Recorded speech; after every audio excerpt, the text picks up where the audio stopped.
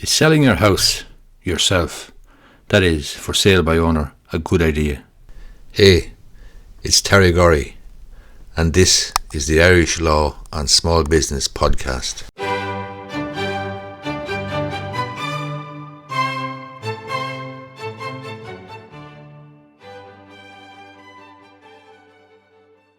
Take a look at the question of selling a house by the owner. You may be the owner, you may be considering selling your house, you may be considering doing away with the need for an estate agent or an auctioneer, and obviously you're going to be saving the auctioneer's fee if you do that.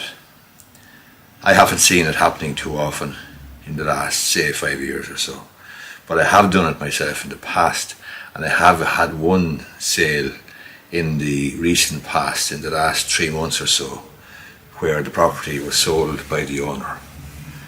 I've done it myself, as I say. I did it in 1989 and sold a shop and an apartment overhead, but I wouldn't recommend it.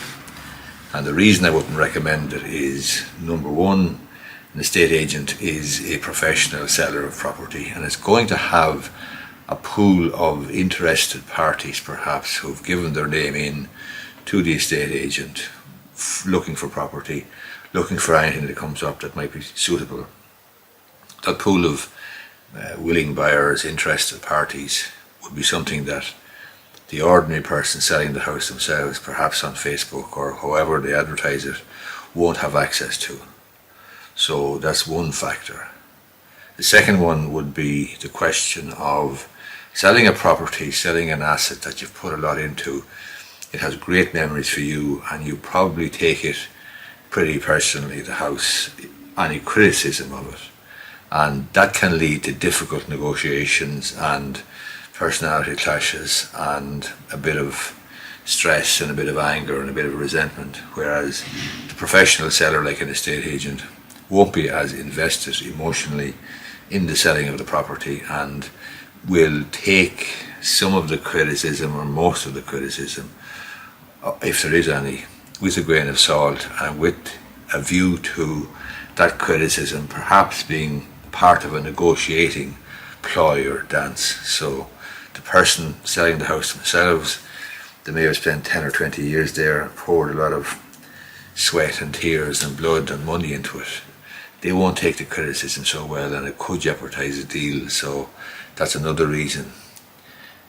The third reason I would suggest you use an estate agent is because an estate agent will have a fair amount of experience in weeding out tire kickers, looky-loos versus serious punters, and will understand the need to try to ascertain whether a person is capable of buying a property, your property, can move relatively quickly and are not in a chain, are loan approved or are cash buyers, or whatever the situation is.